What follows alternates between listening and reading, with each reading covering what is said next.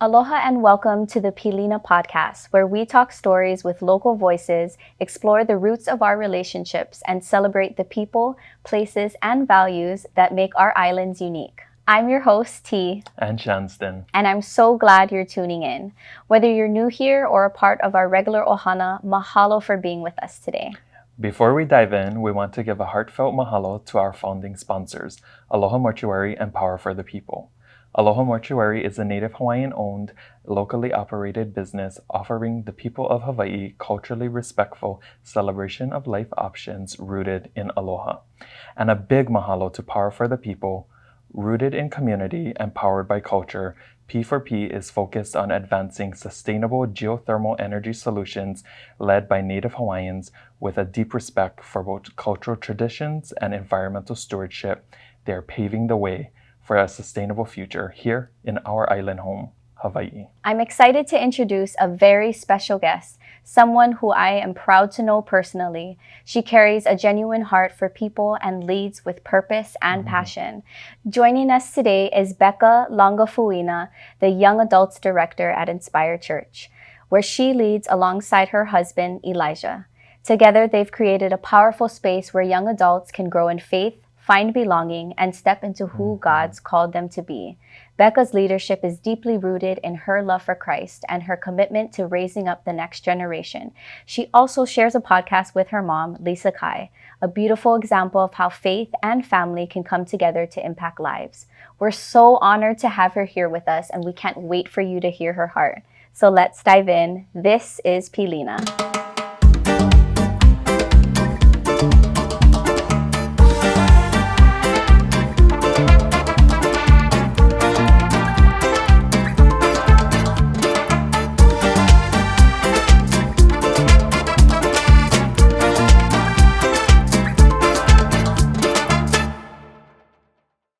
Wow, what an intro. I'm so happy to have you here.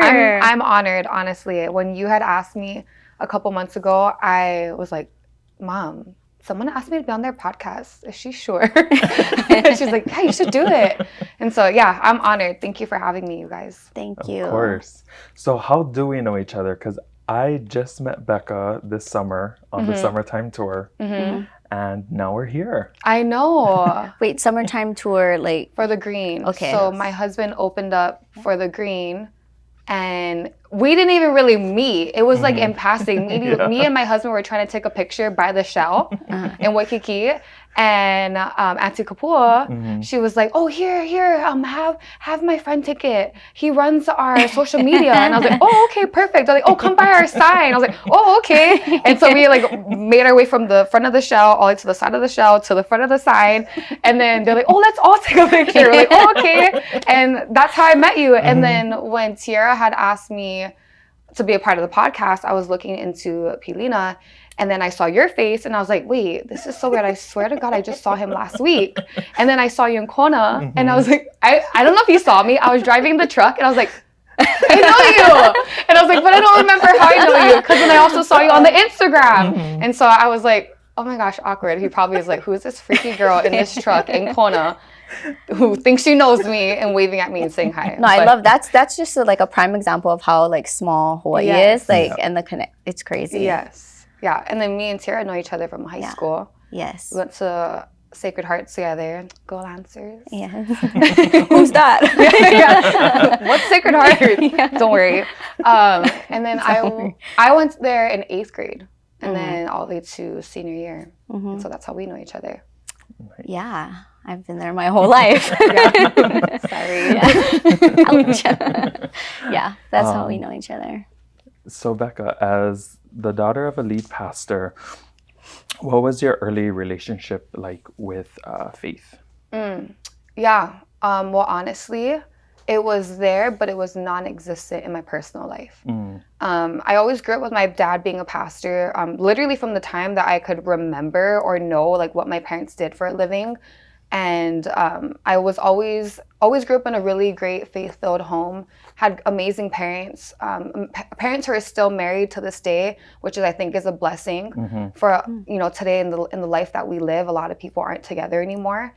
But for me, I grew up in a great household, but I didn't like that my parents were pastors. I share this a lot with people that when growing up as a kid, you know, you're always talking about like, oh, what do your parents do? Like, oh, my dad's a doctor. Oh, my dad's a firefighter.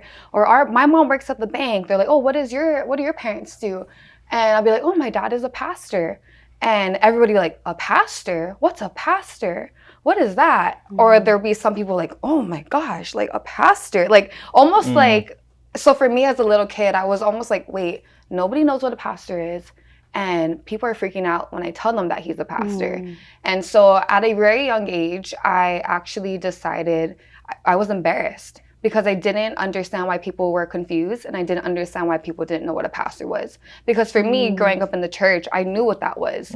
You know, and for another person who maybe isn't a Christian or doesn't really know who Jesus is or doesn't go to church as a kid, they're not going to know what a pastor is.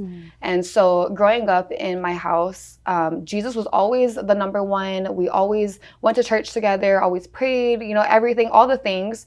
But growing up, growing up at a young age, I had this idea that I wasn't going to tell people what my parents did because I was ashamed.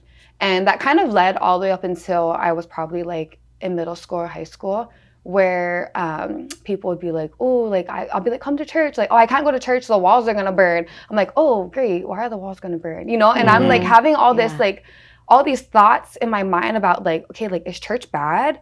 Or like, how come people don't like this? Or how come people have a weird view of this or a weird view of what my dad does?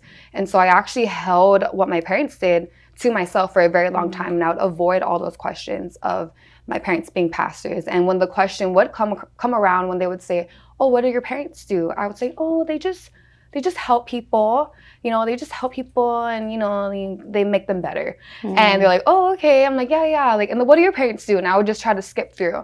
And so growing up, I definitely am not proud to say that I was ashamed of what my parents did. And that kind of led into my early childhood of being extremely rebellious, making wrong decisions. I was extremely, not just rebellious, but I was very sassy to my parents, very disrespectful. I was probably the epitome of like a preacher's daughter as well, like all the way from high school to my young adult age. And but the thing about that though is that I always knew the foundation of who God was. I always knew the church. I always knew Jesus. I always knew the Bible, but I didn't actually instill what I've learned and what I got brought up in until I was probably only 21. And so if you can think about that, my dad has been a pastor my entire life, but from the age of probably elementary all the way to 21, I lived this belief or this lie that what my parents did was a shame. And I took that upon myself of, I'm not going to, you know, because I'm rebellious, I'm not going to tell people what my parents do. Because then for me, I thought, oh, that would be a reflection of who my parents are because of my actions. And just to give you like a little short story too, like I grew up as a pastor's kid my whole life, right? Like I said, but I was rebellious. So if my parents said, don't do this, I took it as a challenge. So I was like, oh, why can't I go out? Oh, why can't I drink? Oh, why can't I party? Why can't I have a boyfriend at 16, 14 years old? Hello, everyone has a boyfriend. And because of that, I challenged every single thought. And so I grew up kind of almost resenting kind of my parents and resenting like the church and even resenting God at some point because I just didn't understand why I couldn't be like everybody else. And as an adult today, I'm 29, but as an adult today, I look back at my little Bekah, who was probably like in the 3rd grade and who was ashamed for the first time that someone brought up their dad being a pastor. I actually realized like, oh, the root of that issue was that I discovered shame as a really young girl when people didn't understand who my dad was. And so for that, I took that and carried that all the way till I was 21.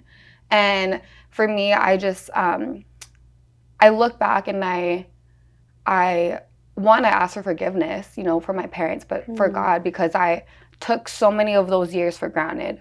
And today, me and my husband, we lead a thriving young adult ministry at Inspire Church in Waikele. And we have led it for over 2.5 years now.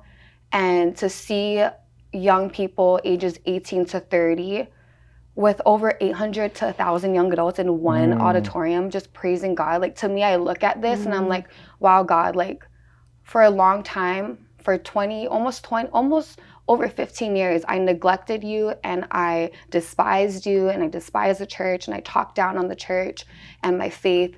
And look at what, like, look at the fruit though, like of like you catching me where I was at 21. And so faith to me is a really big deal.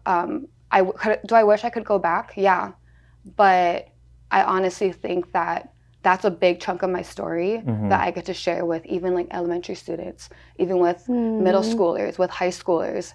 And the one thing that I always tell people is that your parents' faith is not what's going to take you to heaven. Like, you can't ride on the faith of my dad. I can't ride on the faith that my parents are pastors. And I used to think that. I used to think that growing up, like, oh, my parents are pastors, so of course we're all going to go to heaven. Like, it's a family thing, you know, like God's going to take us all. But I realized in my adulthood that that's not really the case, that your relationship with God is genuinely between you and Jesus, not between you, your mom, your dad, your sister, your brother, and Jesus. No, it's actually you and God together. And so that's one thing that I tell everybody is, like, you know, when you go to heaven, like, actually your mom's not going to be next to you. Your dad's not going to be next to you. It's going to be literally you and Jesus. And so that's a long answer to your short question, but that's what faith looked like in my house. And yeah, my parents have always been in ministry for as long as I could remember. And I'm super honored and proud to be Mike and Lisa Kai's daughter. I wasn't proud then, but I'm extremely proud today.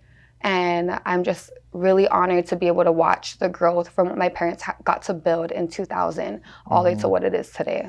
I know, it's a thriving ministry. It's so amazing. Beautiful. I mean, you know, I have been, and you know, I grew up going to church and I've always had a relationship with God, but I feel like it was almost kind of, I never understood our relationship yet. It was more like, oh yeah, you know, I'm going through this hard time, you know, help me, blah, blah, blah. And then kind of go back into it, you know? So it was like a toxic relationship. And I now know that as an adult, but kind of going through the year that I went through, I recently went back to church and it was the youth night. It had the special guest. Yeah, we had a special guest. Yes. Yeah. And that was the first time for me that it's almost like the message was directly to me. Like, there was no one else in the room, and it was like God was speaking through this person to me, and it was a huge moment for me. And that's when I realized, like, I don't want to do it on my own. Like, I'm gonna surrender my life, and I'm gonna make changes because I need to. And the second time I went, that's when you were speaking. And and I've seen you, you know, on social media, but never in person.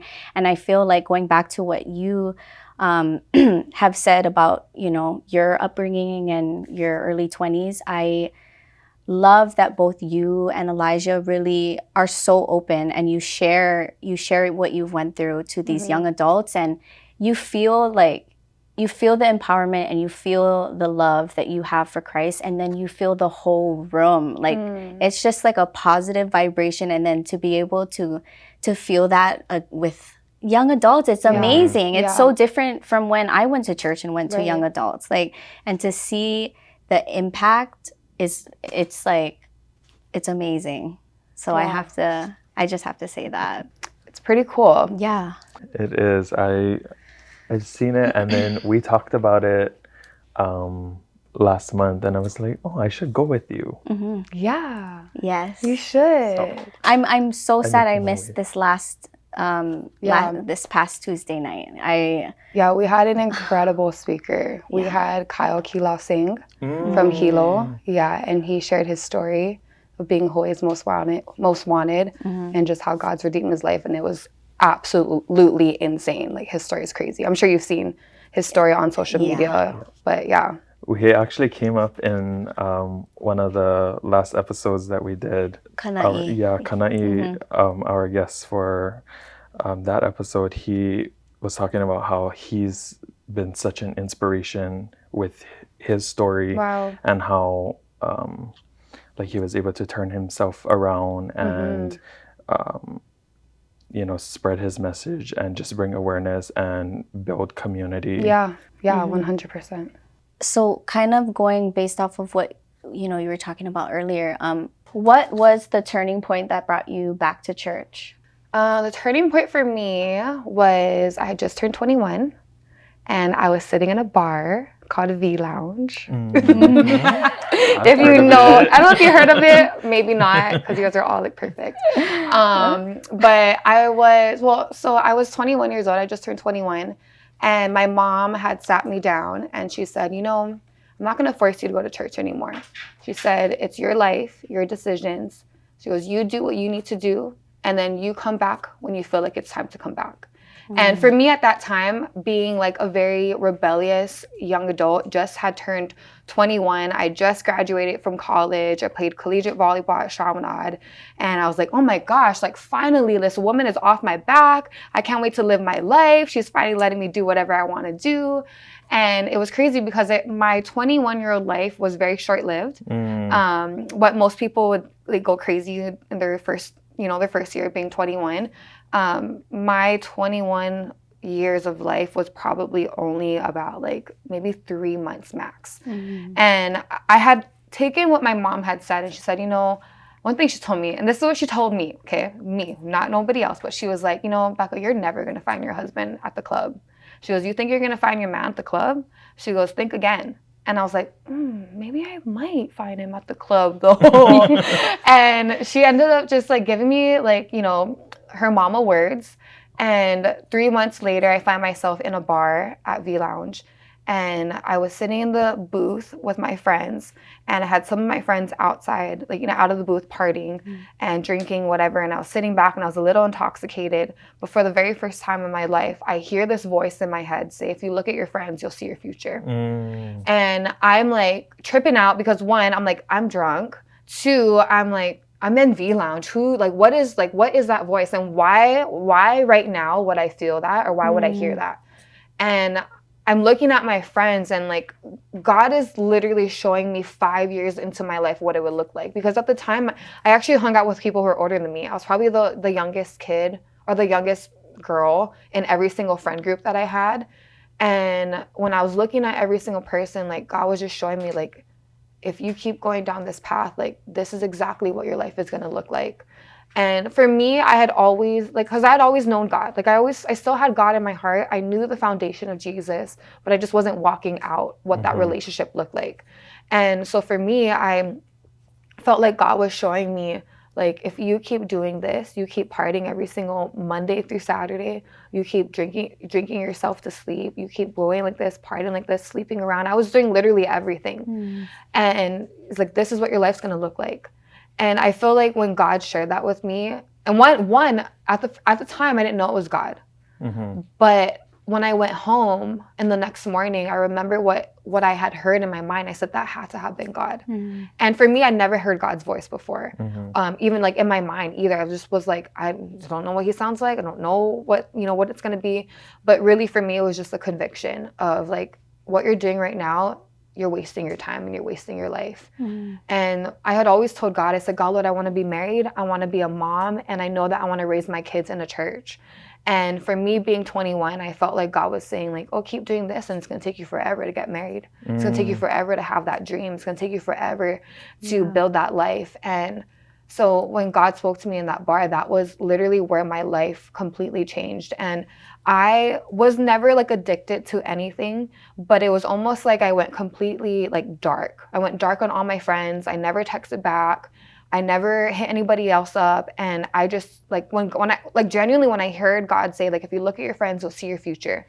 I was like, okay, if that's my future and like, that's not what you're showing me is going to be fruitful, then I need to cut everybody off. But at the time I was very, very like, I didn't like confrontation. I didn't like having hard conversations. And so I remember crying out to God and I said, God, Lord, these are my only friends. I never had friends in church because I had removed myself so far away from church that I felt like no one would understand me at church. So I actually just distanced myself.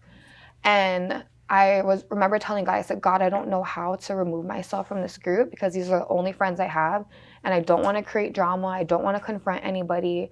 And it was crazy because there was one day I was just like spending time with Jesus. I was doing my devos, and I was in my room, and I don't know what made me like scroll through my phone and click on the group chat that I was a part of, but it said, you left the conversation. And I was like, I left the conversation. I was like, I never left. And so I'm like Googling, what does it mean when a group text says that you left the conversation? Like, oh, it says that someone probably removed you. And I was like, oh my gosh, someone removed me from the friend group.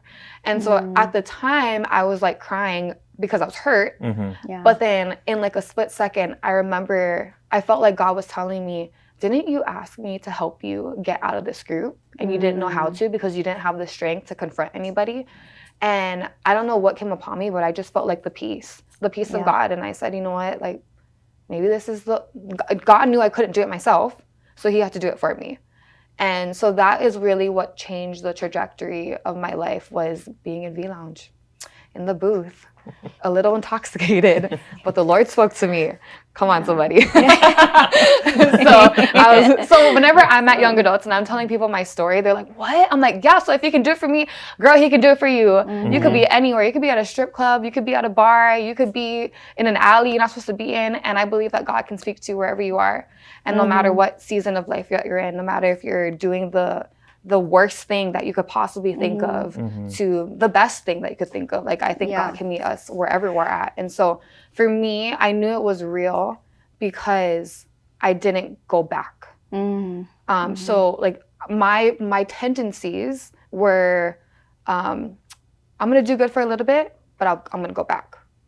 You know, I'm going to be good. And I used to, you know, like, what is it called? Snapchat. They would have like the streaks, right? Like, oh, you had this many streaks with this person. And so I felt like my relationship with God was like on a streak. And so I was like, okay, I went 1 month, no partying, no drinking, you know, I'm good. You know, I'm trying to like be a good person, whatever, be a good Christian. And then I would go back and my streak would go back down to like whatever, 0. And so I would always feel like, man, like I'm letting God down. Like, and for me, I remember too, I had a friend who her mom had messaged me and basically said like, oh, do you think you're better than my daughter? Because I had left the group. And she's like, you think you're a daughter? Like, this is just a phase. Like, does your mom know everything that you did? Does your mom know like everything that you lied to her about? And I remember like reading that message and I was like, you know what? I was like, this is not a phase. Like, this is me really fully trying to transform my life. And for me, that was the real shift that happened. Was someone had said, this is just a phase. And I said, no, I'm not going to make this a phase because I've done phases before and this is not it. And I knew what I wanted and I knew the things I had prayed for, even as a little girl, right? Which is like my family, a husband, kids, being like raising my family in the church. And I said, I know what I wanted, so I'm not going to stray away from God's goodness. I'm not going to stray away from being faithful to him or being obedient. And did I fail? Sure, I may have failed a couple of times. I'm not perfect at all, but that's really the one thing that launched me into this relationship with God. And so that was in 2017. Today is 2025, and I have not looked back once, and the phase is still phasing. I love it. That's beautiful. Yeah. I feel like I'm going through it now at this point in my life. But I feel like once you have that moment where you're like ready to just surrender, I feel like it's so profound and it's something you've never experienced. Like, I've never experienced that. Yeah. And for me, it was the first time like recently. Right. It's crazy. But and that's kind of how it was for me, because I mean, believe it or not, I didn't really know how to read my Bible. Like, my dad was the pastor and I didn't know how to read my Bible. I would literally grab the one Bible that I could find in my room because I was like all dusty. And I would find the Bible and I'm like, you know what? God, I don't know how to do this thing. I don't know how to read this. Like, I know some of the stories because I've been in Sunday school. But God, Lord, I'm just going to open it up and I'm going to any, mini, miny, mo. And if this is a scripture, then I'm going to do, there's this thing that Pastor Wayne Cordero kind of like taught the state of Hawaii, but it was like, it's called SOAP. So scripture, observation, application, prayer. And that's how they taught you how to do your devotionals. And so I would just like pick a verse in the Bible and I would just like, okay, I'm going to write the scripture out. I'm going to observe it. So like, what does this mean to me? And then how am I going to apply it to my life? And then what is that closing prayer? And so I would do that for a long time until I realized, I'm like, you know what, there's got to be more depth to just me any, mini, miny, mo. Mm-hmm. And for me, it was just that first thing that I had to do to get closer to God. And mind you, I had no friends at this time. All my friends had kind of cut me off. And I pretty much only hung out with my mom. My mom was irritated with me. I was like, want to get your nails done? Want to go to the beach? She goes, don't you have friends? I'm like, you're my only friend. And so for a long season, I would just like hang out with my mom and hang out with God. It was probably like the most like assurance I've ever felt in my life. And when I talk about assurance, I talk about that because I was literally the girl who would keep looking for relationship after relationship because I wanted assurance, because I wanted validation. I wanted someone to let me know if I was good enough.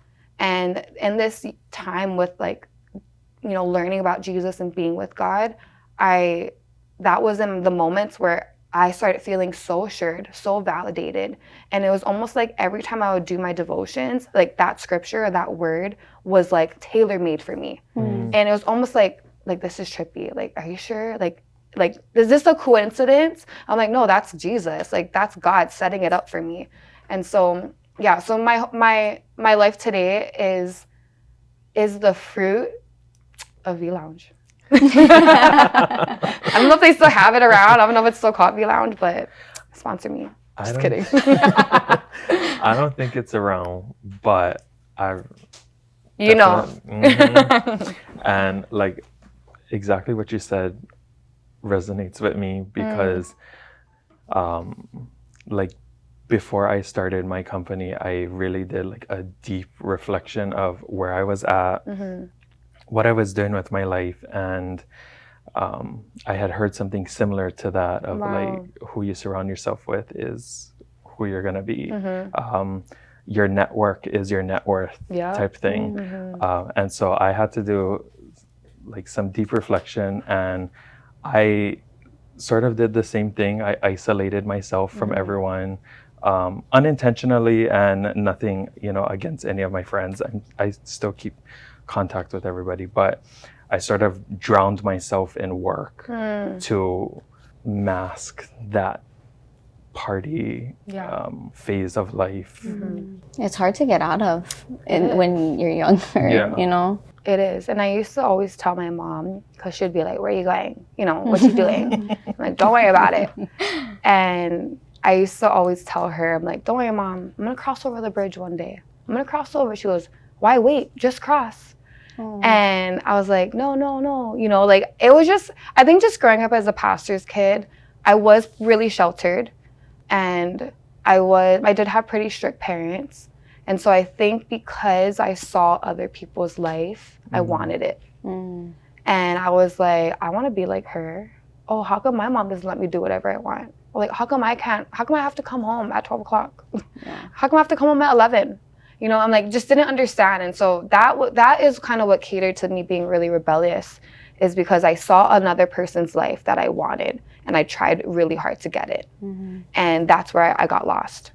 And so I'm blessed that that's my story, because today it's crazy, because today I speak to the same group of individuals who are my age currently, and I get to speak into their life and share with them the real raw stuff that God did in me, and the fact that like people trip out that like the pastor's daughter was at the bar, And I kid you not, I used to run into but a lot of church people who knew me from church, and they'd be like, aren't you the pastor's daughter? I'm like, no. I'm like, no, like with my drink. I'm like, no, it's not mine, And like it's just water, but it's like colorful.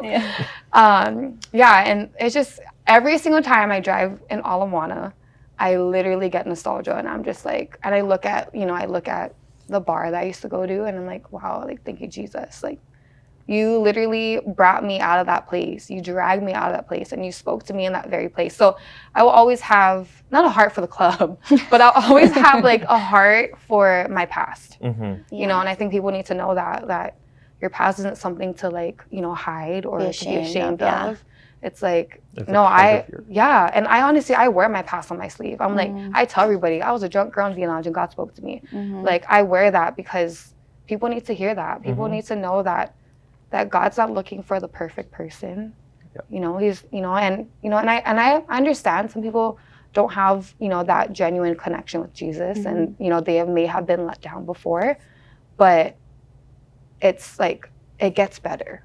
Like, the more you say yes, the more you allow God to refine you, like, it gets better. And that's kind of just that's what my life preaches, really. Yeah. And I think it's like that authenticity and willingness to, you know, share that people can connect to you better, because oftentimes that's like sort of the things that people don't want to share, Right. and want to keep to themselves, but that just makes you more personable, and people are able to be, you know, more open to you in those spaces, and really like share and connect and work towards whatever their goals are. And be able to kind of I don't know, like, I feel like for them, even if it's just them not expressing anything to you, maybe they'll go home and be like, wow, like, she said something that I've been through. And so, you know, like, it's like you learn to become open, and just because maybe it's going to help somebody. So kind of fast forwarding into your life as Mrs. Sweet. Okay. That's me. Is it sweet? It's super sweet. You want to just kind of talk about your relationship in general, and what it's grown to be, I think. Yeah. No, I think a lot of people don't know, but Elijah and I were just friends for 2 years. A lot of people, I mean, maybe they do know. I talk about it a lot. But so my husband, he's Johnny Sweet. Johnny Suite. Follow him on Instagram. Buy his music. But yeah, we have been together since 2018. But we met in 2016 at a friend's wedding. And at this time that we met, we were both partying. So I actually, it's crazy because I was in the same friend group of his, but he was actually not around because he was training for the NFL at the time. And so when I was hanging out with his friends, I would sometimes see, like, when he would come home, I would see them sometimes go hang out with him, and they would post him like singing music at, like, you know, at like a spa or like a restaurant. And I just didn't think anything of it. I was like, oh, it's just probably one of their friends, you know, like, I'm not their only friend, you know? And so there was a time where we both ran into each other at the same wedding. And I remember seeing him, and I was like, why does this guy look so familiar? And I was like, oh, maybe I've seen him out before, because I was partying a lot. I was like everywhere. And so I stopped him at the dessert table. and I was like, don't I know you? And he was like, I don't think so. And I was like, oh, okay, that was weird. Okay. And so I went back to my table, and later that night I get a DM on my Instagram from Elijah Lagafuaina, and he says, hey, do you know how we know it? Do you know how you know me? And I was like, what? Do I know how I know you? I was like, well, you just said I don't know, that we don't know each other, so I don't know. And I told him, I said, well, I think I might know you through my friends. And I said, I think your friends are my friends. And I was like, because my friends post you on their Instagram all the time and you sing. And he goes, oh, okay. And then he's like, wait, who do you hang out with? And I told him all of the friends, and like Cuppy was one of them. And he's like, no way, like, those are my best friends. Like, no, those are my best friends. I was like, he's like, well, I've been gone, so I haven't been home. And I'm like, okay, cool. And like, we just kind of just like became friends. He did ask me out once, and he was like, do you want to go get acai bowls? And I was like, nah, it's okay. I was like, I don't really like to, you know, eat with anybody else. And I was not interested at all. Like, I honestly, I love you, babe, but I didn't find him attractive in 2016. And he just wasn't like, I didn't gravitate towards him at all. But for a long time, we were partying together, we'd hang out together. But he was almost like, it sounds weird today, but he was almost like my big brother. He was like the guy that would walk me to the bathroom. He was the guy that would make sure I got into the club okay. He would be the guy that would walk me to my car. Or if like I needed something, they'd be like, where are you? Like, come by me. There's a weird guy by me. You know, like, he was just like my protector. And so my mom knew of him, and she'd be like, he's just your friend, right? I was like, yeah, that's just my friend. I was like, ew, I don't like him. And it wasn't until God spoke to me in the bar where I shared about how all my friends like had left me. But he was the only one that would keep in touch with me. And so it was in like those times where he started talking to me and like just checking on me, like, hey, are you okay? I know you're not around, but like, are you good? Let me know, like, if you want to hang out, if you need anything. And I was like, okay, cool. Like, yeah. And like, he was the only one who would talk to me. And part of our relationship story is that while I was like getting ready for church on Sunday, he would just be coming home from like the bar or doing stupid stuff on a Saturday night. And so I kind of would talk to him on the phone because for me, because I had just stopped partying at the time, I was like, okay, I'm going to keep my phone on loud because I used to be the driver. Like, I used to be the one that would take everybody home. And I was like, I'm gonna keep my phone on because I was the girl. So if someone needs me, I want to be available. Even though I didn't have any more friends, I was like, I just want to be able to answer that call if I need to. And so Elijah would call me like almost every single Saturday night, and he would be drunk at the wheel, and he'd be like, hey, can you stay on the phone with me because I'm heading home and I want to make sure like I'm good. And so I would be on the phone with him for like maybe 2-3 months. And at this point, I was like, you know what, Elijah? I was like, I'm done talking on the phone with you. I was like, if you're not going to change your life and you're still going to act like this, I was like, then don't call me, call somebody else. And I told him, I said, but if you want to continue to talk to me and you want me to continue to pick up your phone calls, I want you to come to church today. And he was like, what? Like church? Like what? And he says this, but he's like, coming home that night, he goes, I smelled like cigarettes and I smelled like tequila. And he was like, I don't even know if I can walk into the church smelling like this. And I said, I don't care, just come. And so it was in those moments where I felt like I got to know his true heart. And it sounds weird because he was like, you know, a little intoxicated at the wheel. But it was in those 3 months where I just started learning more about him. He started telling me things about his family, about his life, about his upbringing that he had never shared with anybody. And little by little, as he started like coming to church, he would like it was almost like he would like take something off like that was not good for him. Like, okay, like if I'm gonna go to church today, I probably can't party on Saturday night.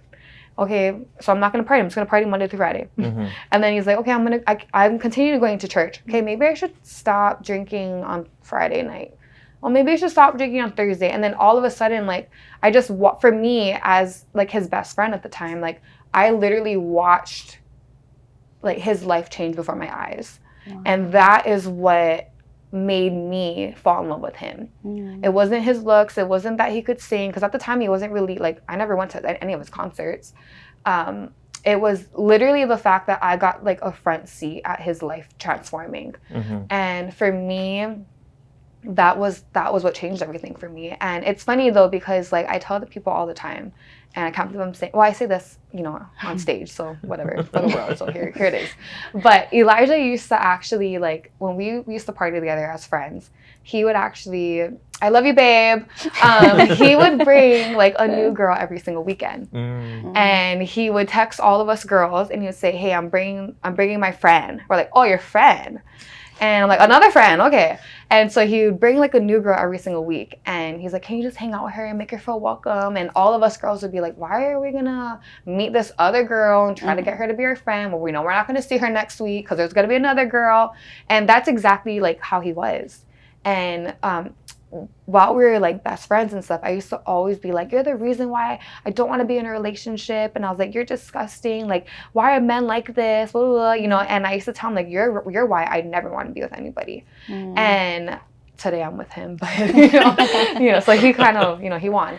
But that's kind of how our relationship started. And then little by little, we both started just surrendering our whole life to Jesus. And he started serving in the church. He started leading worship. And then I'm really bad at dates, but I think it's in September of 2018, we finally decided that we were going to be together. But the way that I knew was because for the first time, I got really jealous. So he was actually on tour opening for Maoli and on a run with Tanel. It was Tanel and Elijah, Johnny Sweet opening for Maoli in 2018. And he would tell me like, oh, you know, like I have this one girl who's coming to the show and like I might go home with her. And I'm like, oh, you know, whatever, like you're gross. But then, like, after he told me that, later that night, like, the girl, you know, girls would, like, post pictures of him, and he would repost it. And I would see it, and I'd be like, ew, she's so ugly. And I never have ever said that before. Like, I never cared. That's why.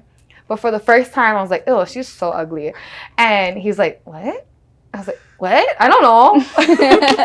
And he was like, "Okay." And it was at the end of that Texas run where I remember, like, I would be watching him, like, watching his lives, or he would sometimes FaceTime me. Because at the time, Thank You was out. And we weren't together. So a lot of people think that, like, he wrote Thank You because we were together.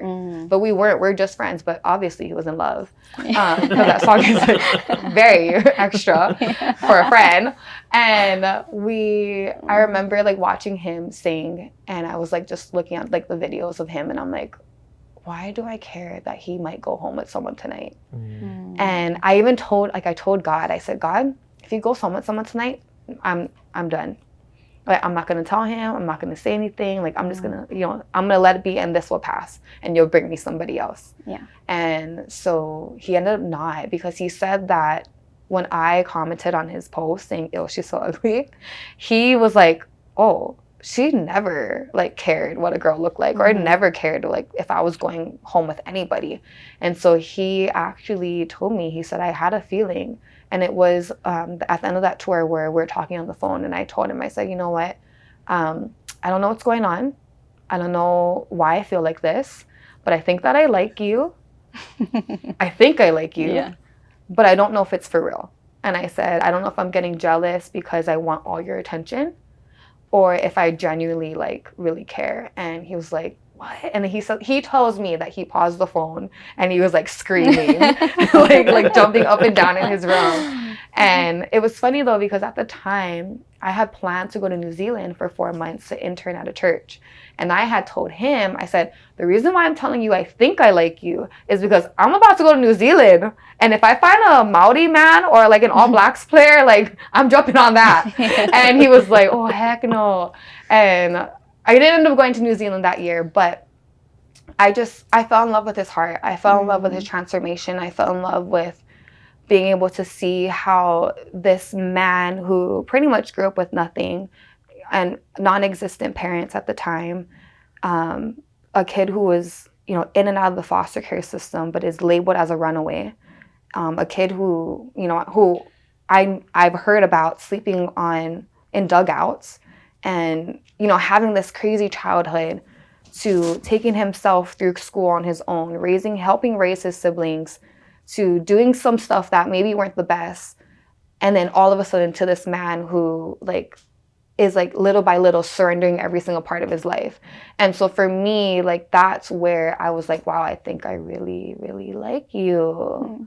And from there, we dated for I think 5 years, and then we got married in 2023. And then we've been married for 2.5 years. Wow. And so it's been the best 2 years of my life. And I think what even makes it so much sweeter is that we also get to do music and ministry together. And that's really something that we pride ourselves in, because it's not really seen in the music industry. And not a lot of people can do both. I mean, he's a full-time musician. He tours as well. And then he's also, every single Tuesday and Sunday, you'll find him at Inspired Church leading worship or preaching the word. And that's just our life. We have a very busy, chaotic life. We're always on the go. Like, he's in Waimea tonight, and then he'll be back here tomorrow for a music thing for the golf tournament. But yeah, I love my life with him. I wouldn't want it any other way. And I'm so grateful that God called me out at V Lounge, because I think if it wasn't for me, Elijah would not be where he is today. And I don't take all the credit, but I know that we always talk about how it was a domino effect. And it was very, like, it was really like, me going, and then he followed, and then a couple of our friends followed. And a lot of our friends actually serve in the church today, and they come to Inspire and have kids, families, married. Like, it's just, like, it's crazy. It's a full circle. How's being a tour wife when you are on tour? Yeah, well, I haven't gone on a full tour yet. Probably if I go on a full tour, it'll be for strictly, like, Johnny Sweet. But one thing I felt, this is how I believe God is, like, crazy, is because actually growing up, my parents traveled a lot. So I actually would stay home by myself a lot, and I would help raise my sister, watch my younger sister. And when Elijah started traveling, he first started taking long trips when he was a background vocalist for J-Bug. And so he went on this really long tour right after we got married. It was about 6 weeks long. And in my mind, I'm like, oh, I got this. Like, my parents, you know, not saying my parents left me, but like my parents have been gone as a kid. Like, I can be home by myself. I'm fine. But I realized as a wife, and him being my husband, it's my role to bring comfort and to also bring protection. And so I learned that money comes and goes, but memories won't last forever. Or memories last forever, but money always comes and goes. And so my auntie told me that, because I remember on that 6-week run, I was like, oh, like, I just got married. Like, I don't have money to go travel right now. And she's like, you know what? Money always comes back. She goes, you go. She goes, you won't always have these memories unless you make them. She goes, you better go and you better catch that flight and you better go make it. And so for me and Elijah, if I can go, I'm there. And if, you know, it's not whether if we have it or not, it's just like, if I'm available, I'm going to go. Yeah. So the tour life is not, the only hard part about it is probably the fact that, like, I got to take the trash out by myself. You know, I got to clean the whole house by myself. I got to cook for myself. But other than that, like, I completely support his dream. And I think that's the best part about our marriage, is that we both are doing two separate things, but also doing it together at the same time. Yeah. And so for me, I love it. You know, he's got a lot of opportunity this year. He's about to go and open for Josh Satofi on tour from August to September. So I'm making out to 3 of those places, those shows. So it's a blessing. I love it. I love it. And everyone's like, oh, do you care about the girls? I'm like, no, please take pictures, post him, tag him, please. Like, tell the world. Yeah. I'm like, I don't care. Go want me to take a picture for Stream you? his music too. Yeah. I was like, I can take it for you. Yeah. Like, as long as you tag him. Yeah, no. This past tour, I was just observing. That was my main thing, being at those shows. And I was talking stories with Ipo, and I was like, he has an amazing work ethic, and Pono as well. And I was just like, it's artists like that, you know, I see them, they just do everything they need to do. And then also knowing on the other side, all the things that you folks do with the church. I was like, that's amazing to see the balance, the commitment to it all.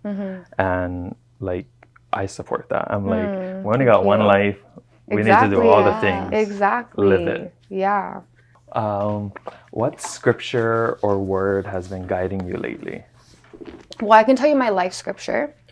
My life scripture is Habakkuk 2:3. This vision is for future time, and it will not be delayed. If it seems slow or short in coming, wait patiently, for surely it will take its place.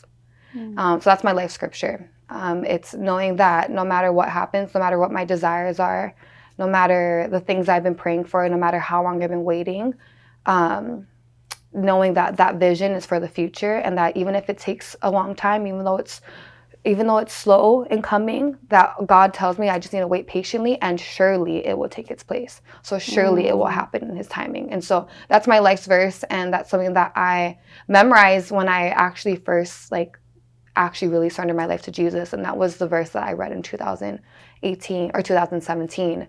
And I wrote it on an index card, put it in my car, and anytime I'd be at a stoplight, I'll just read it. And it just got ingrained in my mind. And that's been my verse that I'm always like, it's okay, wait patiently, because surely it's going to take its place. Like, God already promised that to me, so why am I freaking out? Like, why am I fearful if he already gave me the word? And so for me, that's my life verse. And then I love Lamentations 3 in the Message translation. And it just talks about I feel like it's like my testimony almost. But it kind of just talks about how you've hit the bottom, and you know, like it says in the word that you've hit the bottom and you know how it feels, but get up and take your place, basically. And that's for me is like, almost like stop crying. Like, Yeah. don't be a little girl. Get up. Like, get out of the funk. Like, take your place. You're good. I got you. And so Habakkuk 2:3 and Lamentations 3. Yeah. I love that. Do you have any favorite like worship songs?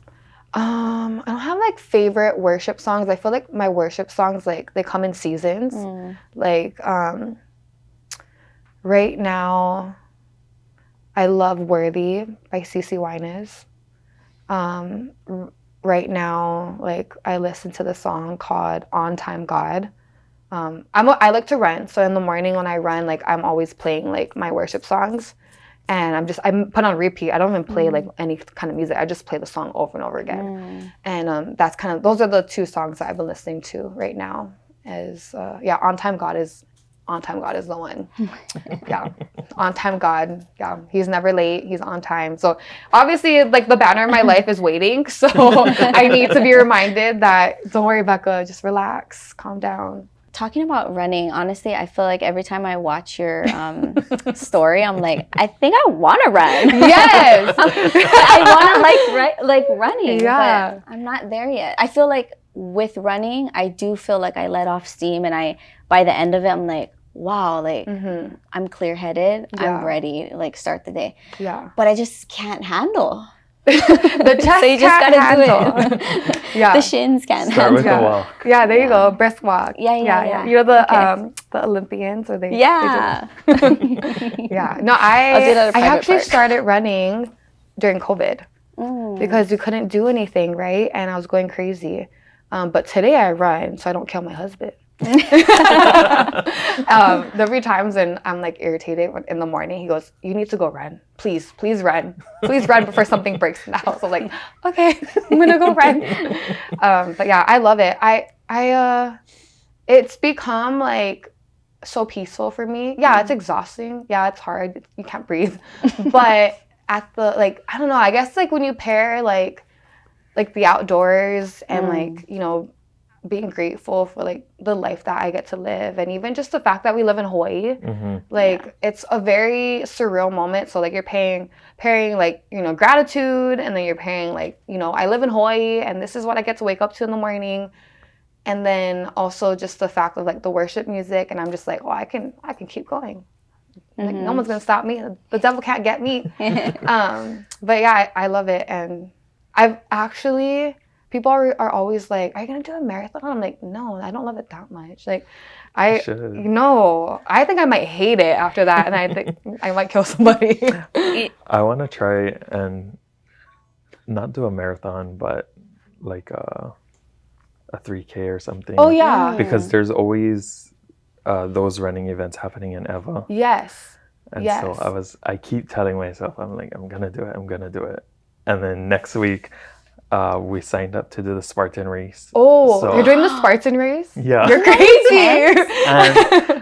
and I'm like, I should have probably been like training for this. But we're gonna YOLO it. Okay. Good for you. That's awesome. The short one. Yeah. I was like, and if I can't get on through the obstacle, we're walking around. Yeah. There you go. Just when the camera comes, just pose like you're really doing it. Yeah. Yeah. The you know, the marathon that goes from, is it downtown all the way to Hawaii Kai? Which one is that? Honolulu? Honolulu Marathon. Yeah. I was in high school and I did it with my aunties and my grandma. Wow. But then me and my grandma, we ended up catching the bus by Kahala, and we were like, shut up! And my auntie's like, I'm at the finish line. Where are you guys? We're like, oh, we're home. We're at the finish line too.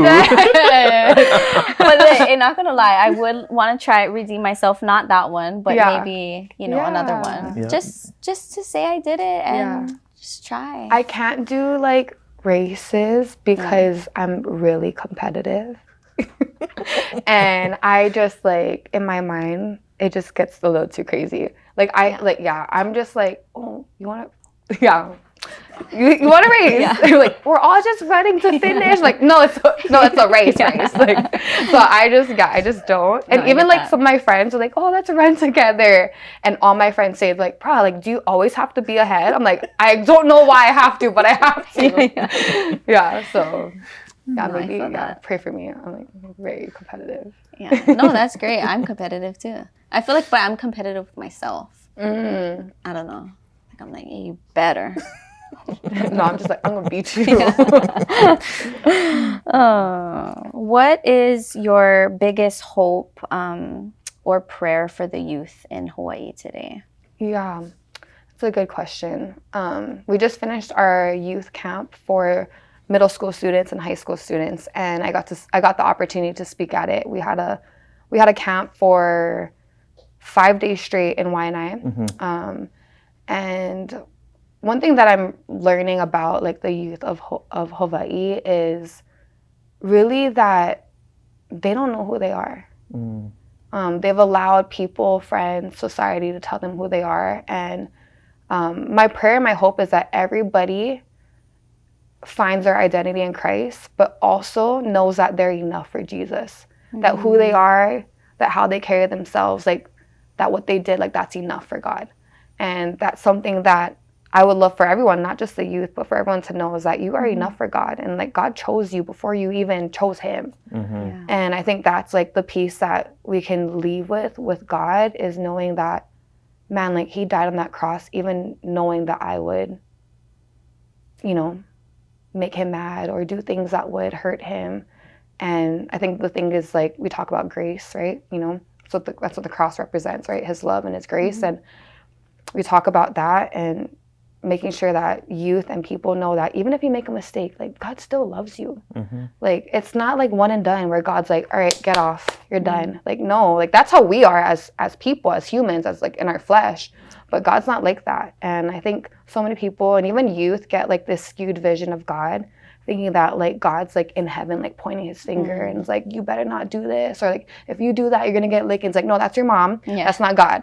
You know, like, yeah, of course, there's probably like repercussions, you know, of like things that we shouldn't be doing. But at the end of the day, like God is love, like God is grace and he has mercy and he has forgiveness for everybody. And I think that if people were just to even like get a hold of like just the small amount of love that they can grab from God, like you'll understand like the bigger picture and that like you can come. And that's what I love about our church too. And like the ministry that we build is that like you can come exactly as you are. And I think that we've created a space where anybody can come and they can feel comfortable.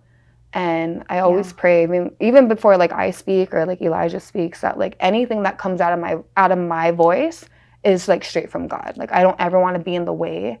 And I want people to feel like, I feel like I'm just like a vessel. Like, okay, God, you just use me. Like I'm just on the stage because you called me, but I'm about to deliver your word to touch that person and this person.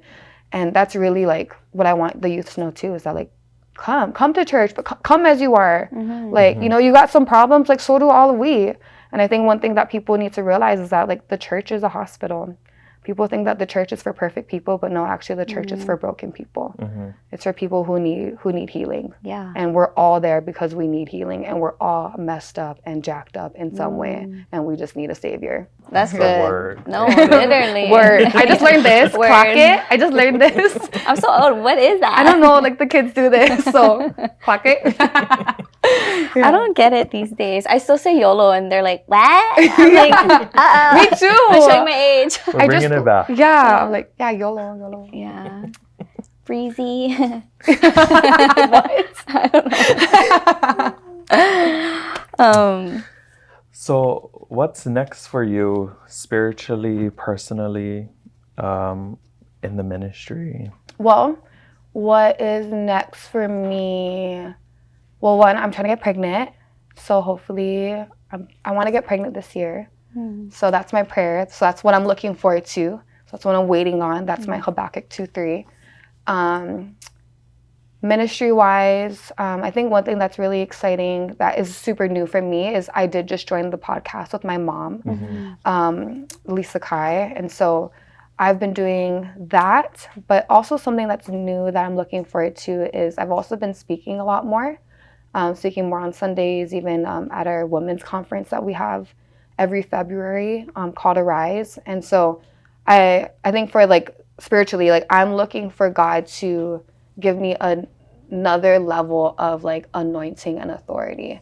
And that's what I pray for. Like every year on my birthday, you know, you blow out your candles and people make their wish, but I'm like praying, like, God, give me another level of anointing. Give me another level of your authority, because I know that you've called me to preach, and I know that you've called me to lead. And in order to do that, I need another level. Like I need to get deeper. I need like an added anointing. And so that's what I'm looking forward to in that area. And then music-wise, just traveling with my husband, you know, living the best wife life, you know. We're going to Disneyland. I'm going to Disneyland. He's going to be singing. So yeah, in a couple weeks. So yeah, I'm looking forward to a lot. But I think the biggest thing is we're ready to start a family. Yeah. And I think that it's time. And yeah, I can't wait, because I just want to like have a belly or have my kid on my hip and I'm like preaching, or like I'm on side stage to like a Johnny Sweet show and I'm like, yeah, that's your dad, that's your dad, you know? So that's what I'm looking forward to, and that's what I can't wait for. So I know it will happen. Yeah, it is. Yeah. Well, we'll be here for it. Yeah. So we're going to go into a segment we like to call What's the Scoops, where it's just random, any kind questions and rapid fire, you just answer. Okay. So Shanson, you want to take us into the first one? So what's been your favorite post-run meal or snack? I just ate an apple banana. Water? Well, when I'm not dying. I mean, honest answer is I love getting the Kanaka smoothie at UFC gym. I used to be a member. I'm not a member, actually. My husband gets it for me. I was going to say, in the lobby? Yeah. I'm going to go stop by. Yeah, no, it is. Yeah, I mean, it's Kanaka. It's super good. What's been the favorite destination that you've traveled with Elijah? New Zealand. Oof. Yeah, we just went in January. I want to go there. Love it. You need to come. One Love Festival. I want to feel, see. No, feel, see. Okay. No. Feel, you know. Oh, feel got it. You know what I mean? So the mana yes. No, New Zealand is so different. I got an opportunity to live there for 4 months. But that place is, like it's like no other. The people, magical. The people there are just like, they project so much power. And like, I don't know if you've ever seen Stan Walker either, but like exactly who Stan Walker is, just imagine like 1,000, 10,000 of them. Wow. Like that's exactly how they are. And so I love New Zealand. I love everything about it. I've been there 4 times now.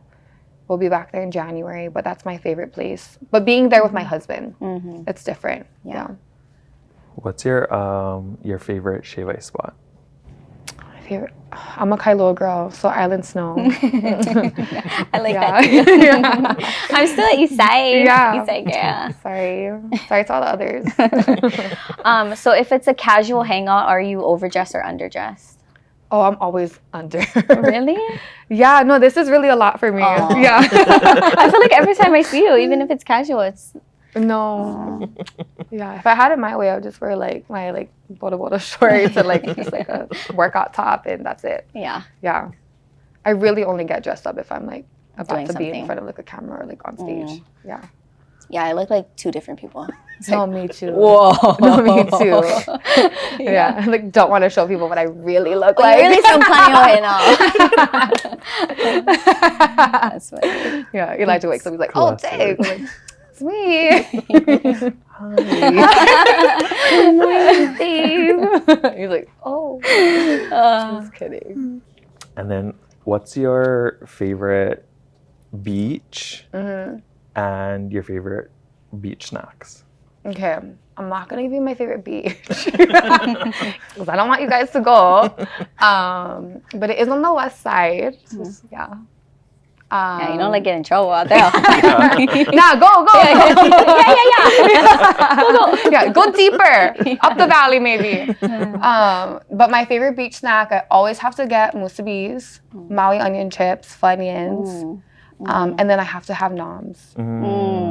Yeah, and then like a like a Hawaiian sun drink or something. Yeah. What about you? I need poke and well, I like to go to Malama Market and get spicy ahi, and then I like to get their pork rinds, their salt and vinegar one, and eat it together. Yeah, I knew you were gonna do that. Oh, that sounds good. Yeah. What about you? I like poke. My cooler's pretty full. Well, you got I like a lot of mouths to feed. No, I know. Well, it's all for me. I'm like, you want that? Are you pal? Just a bite. Just a bite. That's for mommy. Poke. I like taco. And then maybe I'll get a musubi and Maui onion chips and Arizona. Yeah. The Arizona. But I think before I used to love shrimp chips. Like I think it was musubi, shrimp chips, and then Arizona. But yeah, that's mine. Not very fun.